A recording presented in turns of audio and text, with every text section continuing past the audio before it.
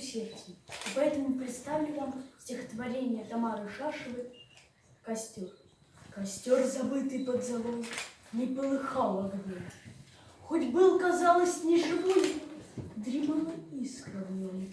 Гуляка ветер озорник, проснувшись поутру, губами смелыми приник к дремавшему костру.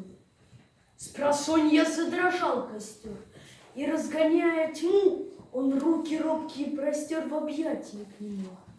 И грива жаркая огня взметнулась к той поре, как грива рыжего коня на утренней заре. И ветер с ней играл, смеясь, будил ответный жар, огню свою диктуя власть, и вырастал пожар.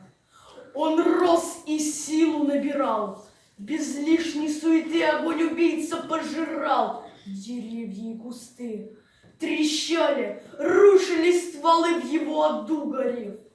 Были капельки смолы, как слезы на коре.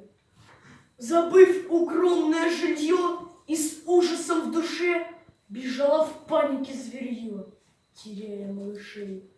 Стараясь обогнать беду, спастись бы самому, и задыхаясь на бегу, и падая в дыму.